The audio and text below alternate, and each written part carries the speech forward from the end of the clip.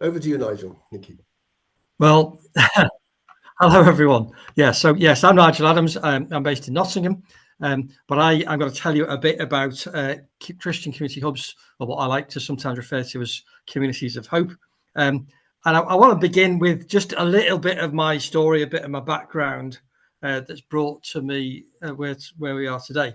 So 15 years ago, I, by the grace of God, was able to set up a Christian charity in Nottingham, which materialized into a network of community hubs and food banks, 15 different locations around Nottingham, and in particular what became Hope House in the eastern part of Nottingham, about a mile from where I live, in what was a United Reformed Church building, which they wonderfully let us use for nothing for the first 5 years. And then after that, we took on a lease of the building, and they charged us only 20% market value for the building, although we did do a lot of work on it.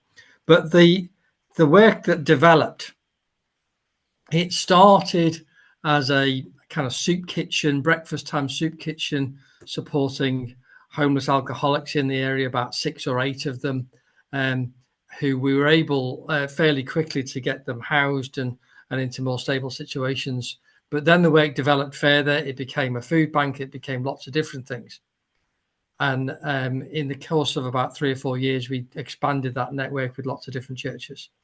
And then kind of jumping forward several years, we found ourselves doing a cafe 4 days a week, a job club, an elderly friendship group, a youth project, a mums and toddlers group, a community allotment, all sorts of different things that had kind of grown organically as a result of this community coming together, lots of people from lots of different churches and from no church at all coming together and becoming community together.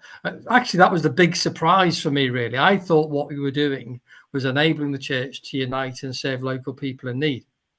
But I discovered that in the process, we'd created a community in its own right. And it was a wonderful thing, made up of all sorts of people, rich and poor, different faiths, no faiths, but actually a community centered around the love of Jesus. And it still is the most beautiful thing and the most precious thing. And as I say, it was, although it's become organizationally quite complex with all the different things going on, at its heart, it's community. And that, for me, became a tremendous gift, really, a gift that we wanted to share. And we started to explore how, with some of our other food banks, we could develop that as well. And we had the opportunity after COVID, one of the Methodist church where we'd housed a food bank. Sadly, as a result of COVID, really, they felt they needed to shut, but they gave us the opportunity to take over the building, which we did. And that also developed into a pretty much 6 days a week community hub, offering all sorts of different support, but most of all, being a community whose life and energy was centered around Jesus and people coming to faith together and learning about faith and learning about each other, loving one another and loving Jesus. So it's been an amazing journey. And I'll mention, because I could go on forever about it, but I've written a book, Communities of Hope, which I have to hold in the right place to get on the camera, given the details of that in the chat. But perhaps more importantly, and what I particularly wanted to talk about, is I handed all that work over 3 years ago now. I stepped down as director. And bit by bit since then, I've connected with different people around the country. And one of the things I've realized is that, which I shouldn't really be surprised by, is that when God raises somebody up to do something in a particular locality, as we did with these community hubs, it so happens he's done something quite similar with other people in different parts of the country, all over the country. And so I've started to discover that there's different people doing a similar kind of work in north of Scotland, in Ireland, in Norfolk, in Devon, you name it, really. But in many, many cases, we're all struggling, going along, trying to do these things without much connection with each other and having to learn from our own mistakes. And I sense God really beginning to say to me, we need to kind of join this all together, really, and bring people together that are seeking to do this kind of work. And so what that is leading to is we're in the process of launching something called the Christian Community Hub movement.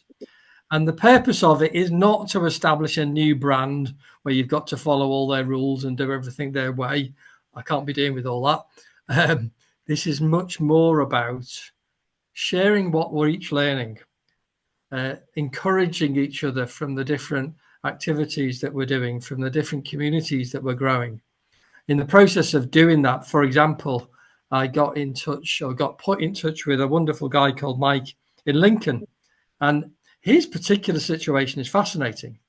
Their church in the centre of Lincoln has established a partnership with the NHS. And they are now they've been running for a few years, a network of community hubs in Lincoln city centre and in rural areas around Lincoln. Some of them are quite all singing, all dancing, complex community hubs like the one that they have in their church in the centre of Lincoln. Some of them are really at the back of a rural church twice a week, kind of drop-in cafe type of thing. But they're all wonderful places where people are coming in and supporting and loving one another and discovering Jesus together and providing all sorts of practical help. But the amazing thing in the particular case of Lincoln is that the church are doing this, but the NHS are funding it, which is remarkable, really. And so we're discovering all these different things happening around the country. And what we're seeking to do is really pooling our resources, sharing what we're learning together and encouraging one another. And that's what we've begun to do already. We've got this launch happening on the 6th of November, which I've put the details in the chat. It's happening in Oldbury, which is quite a long way from Southern Ireland and it's quite a long way from Penzance. It's not too far from Liverpool.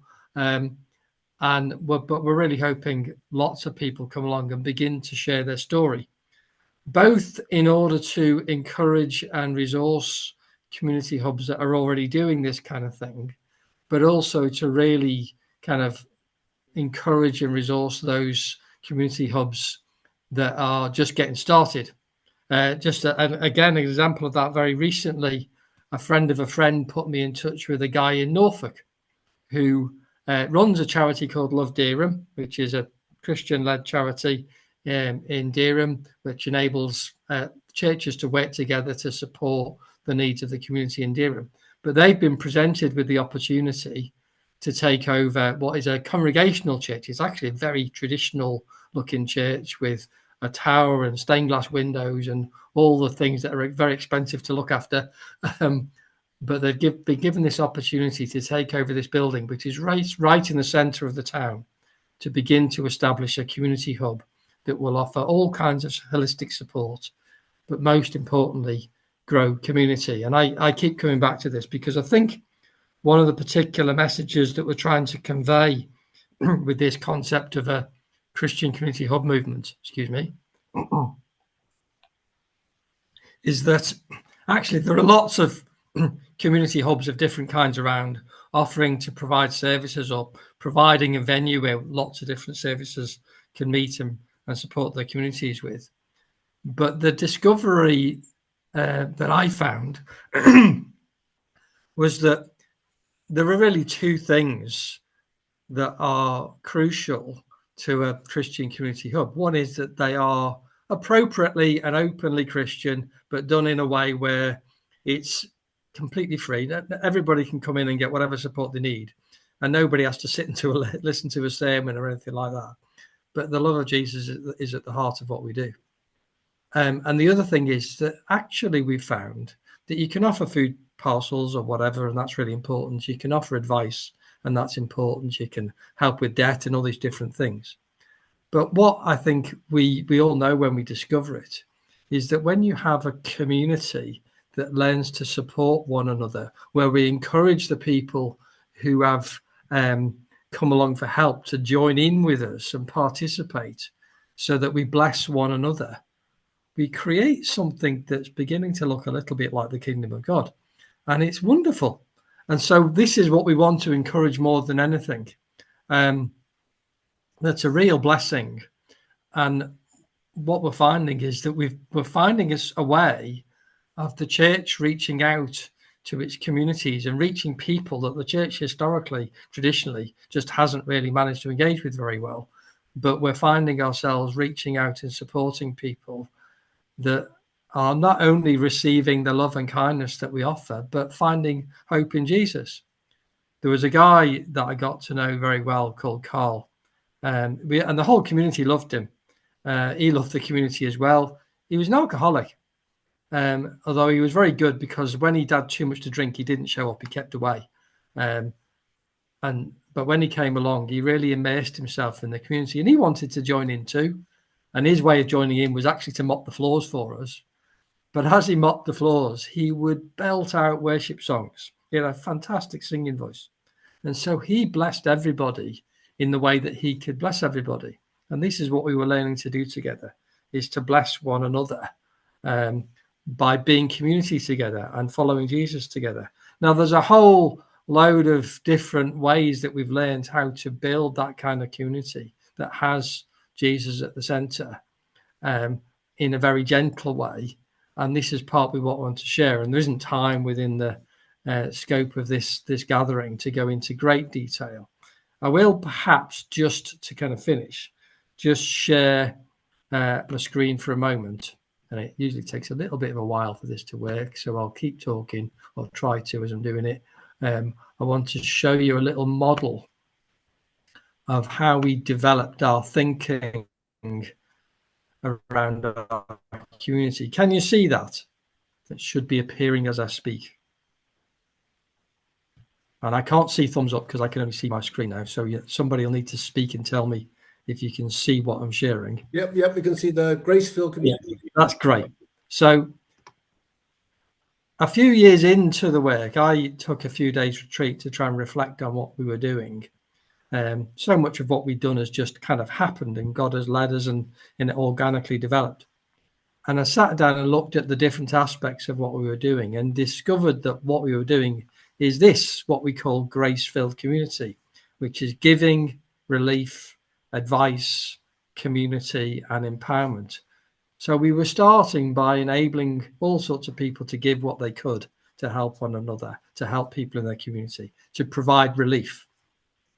And alongside that relief, we were offering advice. Sometimes that might be a listening ear. Sometimes that might literally be something like citizens' advice, and providing not just practical help, but guidance to help people make progress in their lives.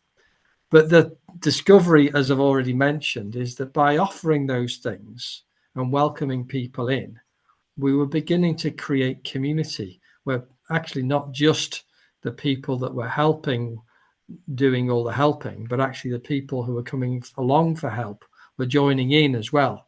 And we were learning to love one another. And that then became a place where we were able to empower people to join in even more and to give back. And so you create this kind of virtuous cycle that creates a blessed community. And a couple of the key things that we discovered was that it's really important to encourage people to participate. And it's, if you allow it to grow and multiply and not get in the way or be too kind of restrictive or prescriptive about what you're trying to do, the community learns how to bless one another. And a particular thing that we discovered as well was that what we were trying to do is not run a load of different services. We were trying to give people the opportunity to share their own gifts that they had to bless the whole community, which is quite a different way of approaching things. So this is what we ended up with in my own experience with Hope Nottingham and Hope House in Beeston. And now we're at the point of wanting to share that with similar initiatives around the country, some of which have been around as longer than Hope Nottingham, some of which are just getting started. So that's what I wanted to share in terms of this concept of a Christian community hub, or as I would call it, a community of hope. Thank you. Thank you, Nigel, very much. And that story about the alcoholic who mopped the floors, that's very Heart Edge. I mean, Heart Edge is recognizing the people who are on the edge, who we sometimes tend to put there, are actually the ones that we have much to learn from and gain from. So that story kind of fitted very, very well indeed. So welcome to Victoria from Nightchurch. So over to you, Victoria. Hello, thank you for inviting me into this conversation today. I'm Victoria, I'm the project coordinator for Nightchurch down in Penzance in Cornwall. I'm very new to this and I've got notes, so forgive me if I sound like I'm reading my notes to you, but there's things that I didn't want to miss off during our time together. So I started a bit about me. I became the project coordinator in April of this year, so I haven't been doing it long. I'm very much learning as we go. And this was timed with the end of my studying with St. Mellitus. So I also found that during that time at St. Mellitus, the 3 years, every assignment question, I would look for a mission question. So I think I sort of sensed where God was leading me in that. So about Nightchurch. So Nightchurch has been running now for almost 2 years. It's an integral part of the life of the Penley cluster of churches in West Penwith, Cornwall. We have good links and are building links and working collaboratively with other churches and organisations. It's for everybody in our community to come. We're on a Wednesday evening from 6 till 9. Some of our guests are homeless, some are in temporary housing, some are struggling with addiction and mental health, and some are simply looking for community and are lonely. We find that we have guests that just drop in and drop out briefly. And then we have others that journey regularly each week, and we can get to journey alongside them and we can get to know them. So before I start, I just want to share the vision with you actually, and then I'll move on to share about the team and congregational life and how we approach and do this outreach. And I've broken it down into welcome, hospitality, table fellowship, creativity and joy. And I'm also going to share some of the guest and volunteer voices because it's good to hear from the people themselves. So the heart of the vision seeks the common good of the whole community, enabling healing, opening horizons and guiding people into ways of fulfillment and purpose to flourish with Jesus's promise of life in all its fullness. And our core value is respect for the preciousness of each person created in the image of God of inherent worth without expectation, persuasion or judgment. So I think our approach could be described as very incarnational, and the word with, or rather to be with, is exactly what we do. We listen and we're curious about what's going on around us in our community and where God is already present and at work. And I love what Leslie Newbigin describes as the church as the hermeneutical of the gospel. And it's the church community, I think, that provides the social environment where the gospel makes sense and where we show what we believe. As we share God's love with others, we live this out in community, as Nigel's already spoken about community. So, and I think, thinking about how people come to faith, it does involve a community of faith. We know that connection fuels flourishing and that real growth happens in relationship. And, sometimes it's not without its challenges. It can be costly and it can be messy sometimes, but we can't invite people to get to know Jesus at arm's length. So hospitality is very much about what we do. And so as a team, we're always listening and learning to each other and to the guests that come to Nightchurch. And I think that if every person is made in the image of God, then we've got something to learn about God from every human being. And so we expect to learn and have our understanding of God enriched, enlarged and expanded by each encounter. And I think this is a beautiful exchange for all of us. Sometimes I'm going to go back to Leslie Newbigin because I found this quote and I just think it's really relevant, and I've used it for the team at Nightchurch before. We shall expect, look for and welcome all signs of the grace of God at work in the lives of those who do not know Jesus as Lord. And in this, of course, we should be following the example of Jesus, who was eager to welcome those on the edges, comes to the world as no stranger, but the source of the world's life. He is the true light of the world, and that light shines into every corner of the world, in spite of all that seeks to shut it out. Our first privilege is to seek out and welcome all the reflections of that one true light in the lives of those we meet. So I've got a couple of volunteer voices for you. It was, as always, a special evening, sensing God's guiding and the presence of the Holy Spirit within the conversations. Having prayed for opportunities to talk about our faith, it was a great encouragement. And another, there were people with us for the first time, and we were able to speak quite openly of our wish through Nightchurch to share God's love with others. So how do we do this at Nightchurch, and what does it look like? Well, we welcome and we say, come and see. The doors are open. I think, have we got a photograph? Yeah, I can start sharing if you like. Yep. Yeah, thank you. So the doors are open, and we've got the fairy lights on and music playing, and importantly, there's always somebody on the door to welcome people in. And this is the first connection. And I often forget that we're actually getting people into church. It's a traditional church building, you know. And that some people, and from conversations, I've had many conversations actually at the entrance of people who are quite nervous about coming in, or suspicious, or even not confident to come on their own. So our welcome is very important. We always use first names. It's always important for us to introduce ourselves as part of that welcome. And then we'll probably say a little bit about the evening, what we've got planned, the meal options, offer them a drink, introduce them to other people. And I've got some guest comments here. I thought I would burn entering a church. I thought I would be judged, but it's different here.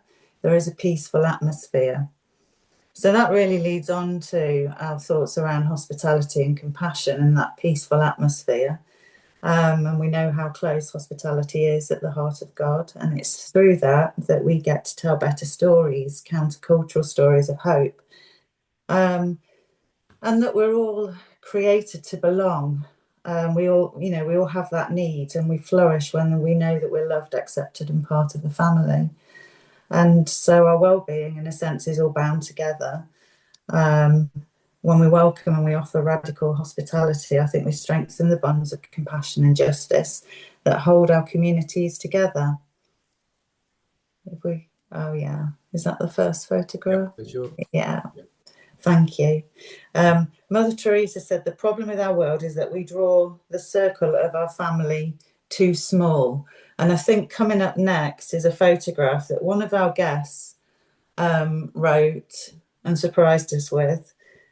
She wrote on the chalkboard, "Welcome to our family," and that stayed in the cafe area ever since. I think that's positive feedback in itself. So holistically and with our practical actions,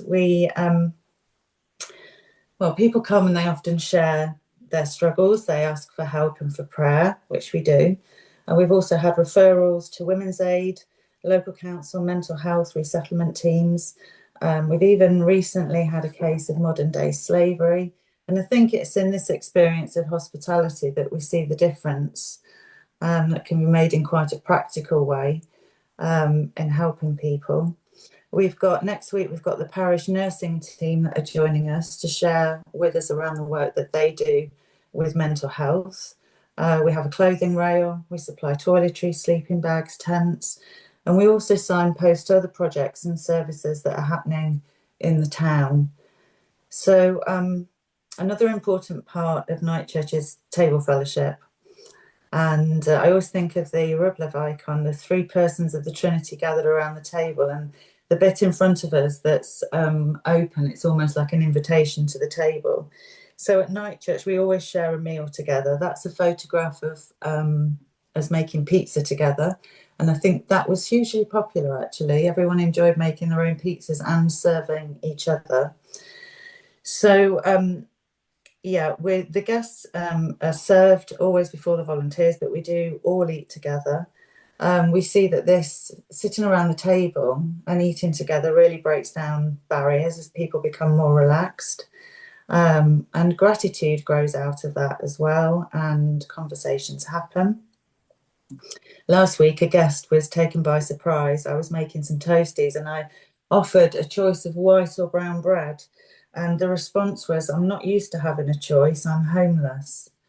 And then another story of three regular guests that it was quite a quiet session. A lot of people had left, and they took it upon themselves to clear up in the kitchen and to load the dishwasher. But I think what got me was when they put a song by Stormzy, "Blinded by Your Grace," on Alexa, and all started singing out loud. And for those of you that don't, I'm not going to sing it, but I will share some of the lyrics to that song if you don't know it. "Lord, I've been broken. Although I'm not worthy, you fixed me. Now I'm blinded. By your grace, you came and saved me. I said a prayer this morning. I prayed I would find a way to another day. I was so afraid till you came and saved me. And the rain was pouring because the sun had faded away. Now I'm in a better place, no longer afraid, blinded by your grace." And for me, that just struck me as a beautiful overflow of God's presence and his love and his grace. And so creativity and joy, without being too prescriptive, but from our conversations with guests, we offer art activities. At the moment, we've got an ongoing sketchbook project. It's really simple. We just hand out sketchbooks to those who want them, and they can be filled in however they want. It's a space to create something completely unique and anonymous, and also through creative storytelling. Some of the words that have come out of the sketchbooks, and you can see from that photograph how I want to feel: safe, happy, worth something, like I matter, undamaged, worthy of time. And looking ahead to the coming months over the winter, we've got some artists' workshops booked. We've got a lino print workshop with the theme of transformation, a collage workshop, Hope Rising, and hopefully a textile worship workshop closer to Christmas. We've also got a big drawing table out at the moment where everyone's encouraged to write or draw on it, a bit like the Big Draw project. That includes visitors to the church, the congregation, and also our Nightchurch guests. Another important part of the evenings is that we celebrate each other. We think it's really important that we celebrate guest and volunteer birthdays. We also celebrate when our volunteers, for example, go off to university, and we celebrate achievements. And in a minute, I'm going to share a remarkable story with you, which some of you might already be familiar with.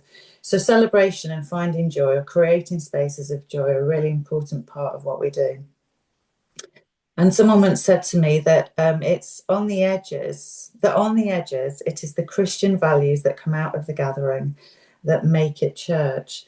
And so I really feel that I have the privilege of seeing this lived out in this community. And finally, 2 stories from Nightchurch. A hopeful story of letting go of anger for one woman. She's found acceptance and belonging. She's also now got an actual home. She's housed.